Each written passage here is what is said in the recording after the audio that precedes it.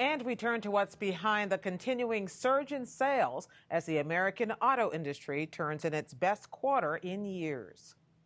The auto industry continued its rebound today on news that sales jumped 6% in March, with almost 1.4 million new cars and trucks sold. That's the highest monthly number since 2008. This is my world. Chrysler sales were up 34%, partly due to its heavily promoted line of small Fiats and of its sedans.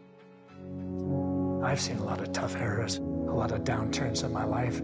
The company's dramatic 2-minute Super Bowl ad featuring actor Clint Eastwood 2 months ago declared the Motor City back on its feet. This country can't be knocked out with one punch.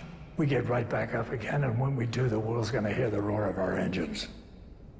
Yeah, it's halftime America, and our second half's about to begin. As gas prices continue to rise, so have sales of small and fuel-efficient cars. For General Motors, that meant a 12% jump. For Ford, which has attracted buyers to its Focus small car and F-Series pickups, the net gain was 5%, its best in 5 years. The robust sales were not limited to domestic manufacturers. Toyota, Nissan, and Volkswagen all reported double-digit sales jumps, and Hyundai also said it expected to set new sales records. But as the auto industry shows signs of revival, the city of Detroit still copes with a $200 million deficit. City leaders are debating whether to accept a bankruptcy deal from the state of Michigan. For more now on the improved state of the auto industry, we turn to David Shepardson of the Detroit News. He's in New York tonight covering the auto show. Of course, David, you've been covering this story for a long time. These numbers seem almost too good to be true. What's driving them? I think there are a lot of factors. Number one, the economy is doing better. Employment is up. People feel more confident about their own financial situation, and they're buying a new car. And one of the main reasons is their old car is probably 10, 11 years old. In fact, the fleet is at its oldest level in 30 years. And so people's old cars just can't go much longer, and they're seeing those high gas prices and thinking, hey, maybe is it time for me to move to something a little better. But I sometimes wonder when we look at numbers like this, whether we're excited about the meeting expectations or exceeding expectations or an actual gain. No, I think these are really good numbers. I mean, as you pointed out, Hyundai, Nissan, Kia had their highest monthly sales ever in the U.S. The Detroit 3 really made some big gains in fuel-efficient vehicles. General Motors sold 100,000 vehicles that got over 30 miles per gallon. You know, a company like Chrysler, which, a few years ago only didn't have any vehicles that get over 31 miles per gallon, now have 7 vehicles. So these are real gains, and it's a very competitive marketplace out there. But, you can see the evidence of this in part by the auto companies adding more shifts, more employment, and this is really getting back to sort of a pre-recession level, before we had a huge drop-off in sales. More cars are being sold, but are they also more expensive cars, which drives up the profits? Oh, they absolutely are more expensive for a couple of reasons. Number one, over the last few years, the U.S. didn't build as many cars as we would have expected because of the slowdown in the economy. So as a result, there are fewer used cars out there. And then we had cash for clunkers, which took about 700,000 cars off the roads. So the price of used cars has gone up. The supply has gone down, which makes new cars more attractive because the level of difference between used and new cars is smaller.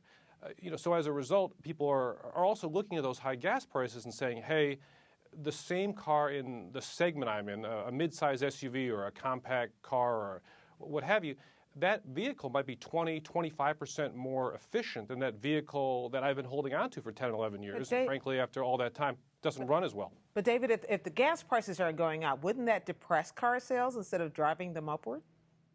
Well, we would have thought that in 2000, and that's what happened in 2008. Remember when prices spiked above $4 a gallon and people, panicked and dumped their SUVs at whatever cost it took. But now people are more confident. They're saying, I'm used to this price. I don't like it. And they're seeing the fact that you go to the dealership, you buy a car that's more fuel efficient. You can see real savings.